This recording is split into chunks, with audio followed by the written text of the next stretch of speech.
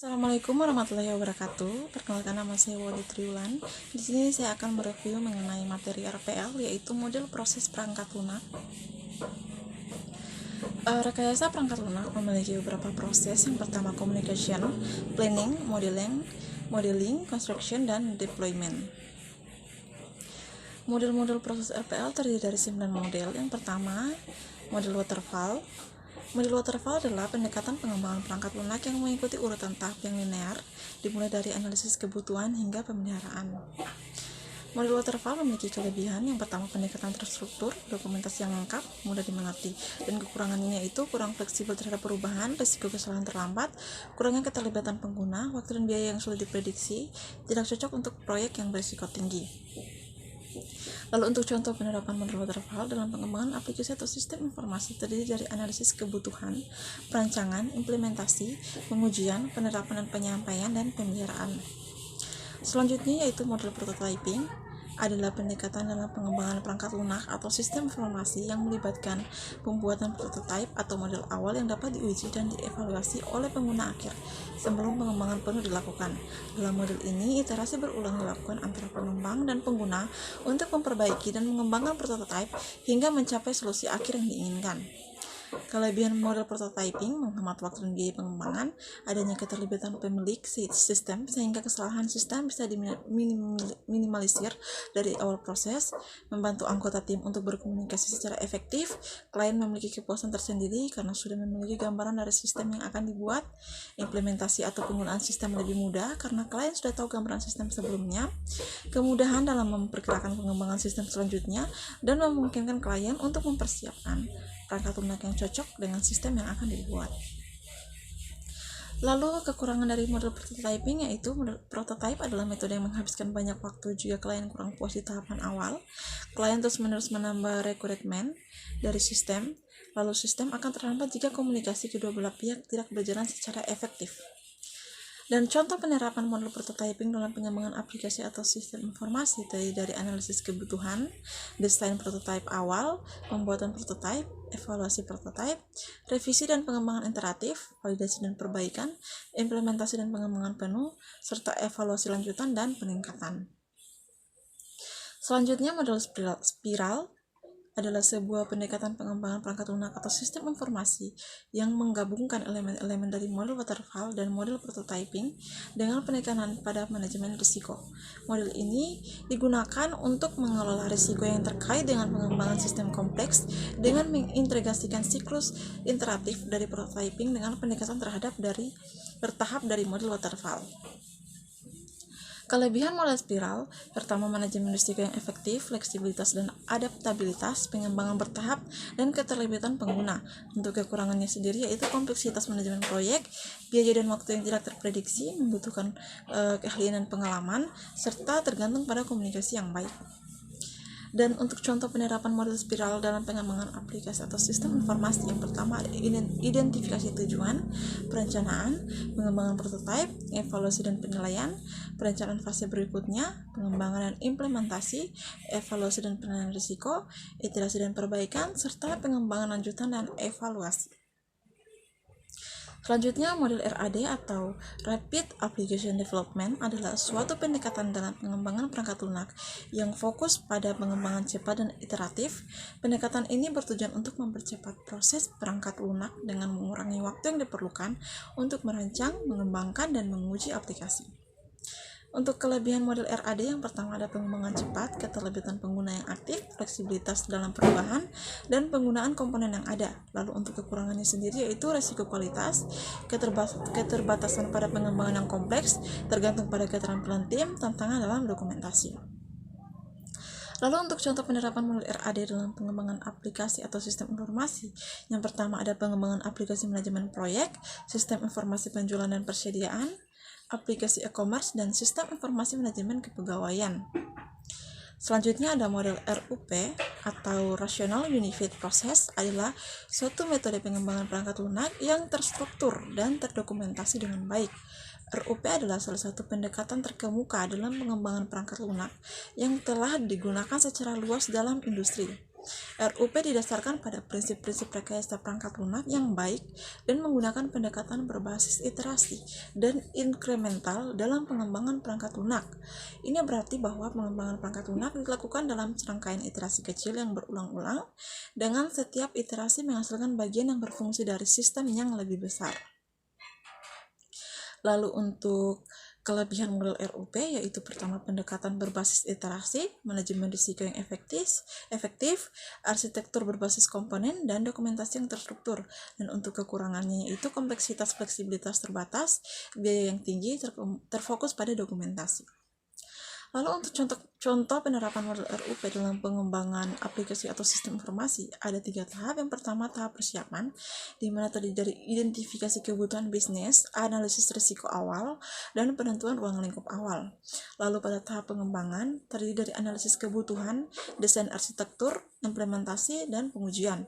Dan yang tahap terakhir itu tahap pengiriman, ada penyampaian iterasi, penerimaan pengguna, dan integrasi dan pengiriman akhir. Selanjutnya, model Agile adalah pendekatan pengembangan perangkat lunak yang bertujuan untuk meningkatkan fleksibilitas, transparansi, dan adaptabilitas dalam pengembangan perangkat lunak. Model ini berfokus pada kolaborasi tim, iterasi berulang, dan respons cepat terhadap perubahan kebutuhan pelanggan. Dan untuk kelebihan model Agile, yang pertama fleksibilitas, transparansi, dan kolaborasi, umpan balik yang cepat, kualitas yang lebih baik, dan kepuasan pelanggan. Dan untuk kekurangannya yaitu kompleksitas pengelolaan, tidak cocok untuk proyek besar dan terstruktur, ketergantungan pada keterlibatan pelanggan, risiko perubahan prioritas, dan tantangan dalam perencanaan dan estimasi. Dan untuk contoh penerapan model Agile dalam pengembangan aplikasi atau sistem informasi, yang pertama Scrum. Tim pengembangan menggunakan kerangka kerja Scrum yang merupakan salah satu metode Agile yang paling populer.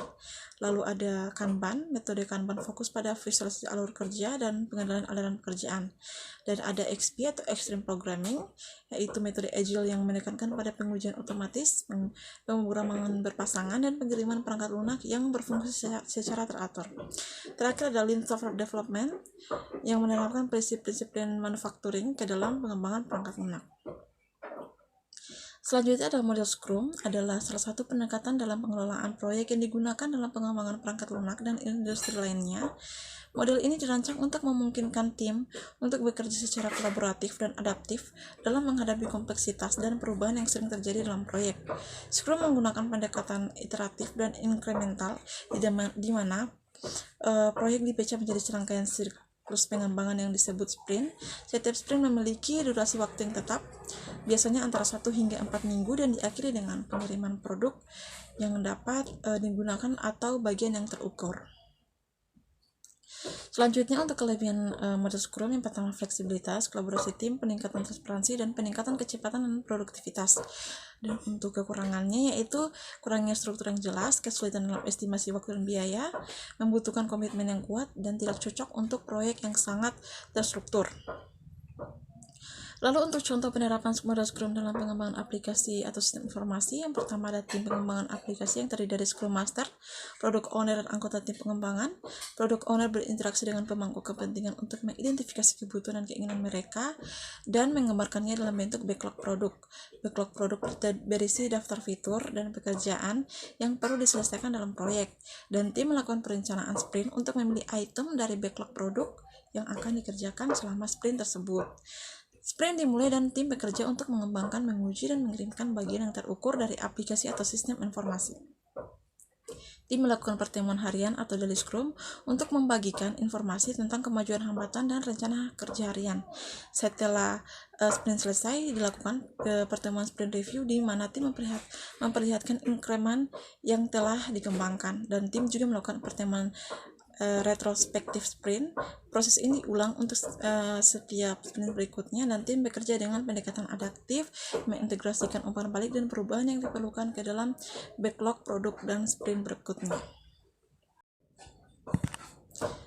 Selanjutnya pada model DevOps adalah pendekatan yang digunakan untuk mengintegrasikan proses pengembangan perangkat lunak dan operasi IT dalam suatu organisasi. DevOps bertujuan untuk menciptakan kerjasama yang lebih baik antara tim pengembangan dan tim operasional untuk mempercepat pengiriman perangkat lunak, meningkatkan kualitas produk, dan mencapai efisiensi yang lebih tinggi dalam siklus pengembangan.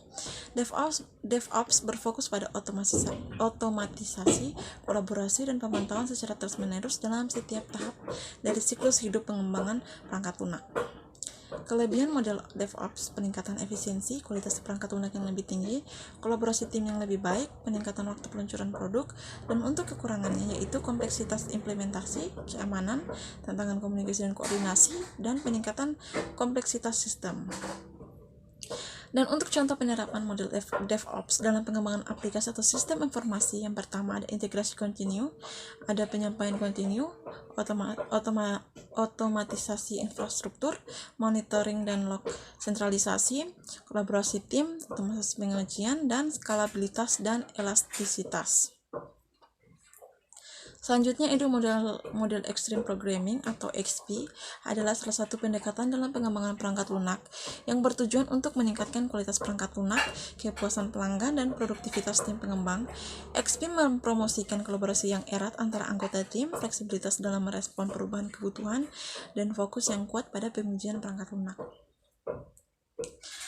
Lalu untuk kelebihan model XP, yang pertama ada tanggap terhadap perubahan, kualitas yang tinggi, kolaborasi tim yang intensif, pengiriman cepat dan sering, kepuasan pelanggan yang tinggi. Dan untuk kekurangannya yaitu kesulitan dalam pengaturan, fokus yang terlalu kuat dan pada kode, titik cocok untuk proyek lebih besar, ketergantungan pada komunikasi yang intensif, dan tidak cocok untuk setiap jenis proyek.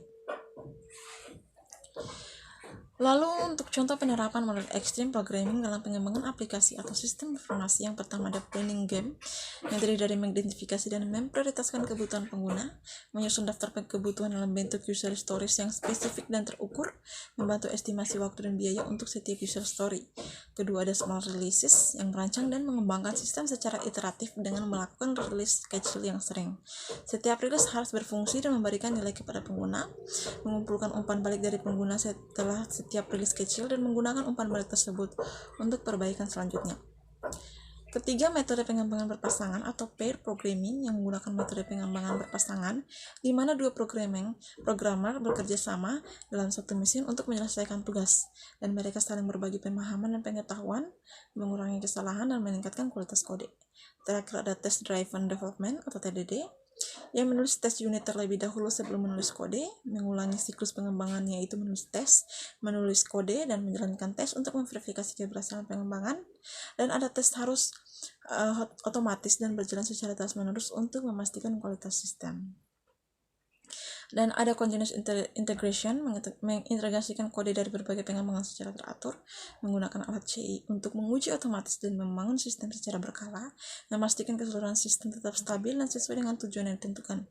Dan ada perencanaan adaptif atau adaptive planning, mengadopsi perubahan kebutuhan pengguna secara fleksibel, mengadakan pertemuan reguler dengan untuk mengevaluasi dan menyesuaikan rencana pengembangan, dan pembelajaran berkelanjutan atau continuous learning yang meningkatkan keterampilan dan pengetahuan tim pengembang melalui pelatihan dan refleksi, melakukan retrospektif reguler untuk menganalisis kekuatan dan kelemahan dalam proses pengembangan, dan terakhir menerapkan perbaikan berkelanjutan untuk meningkatkan efisiensi dan kualitas pengembangan. Oke, mungkin itu saja yang bisa saya jelaskan. Lebih dan kurangnya mohon dimaafkan. Billahi taufiq wal hidayah. Wassalamualaikum warahmatullahi wabarakatuh.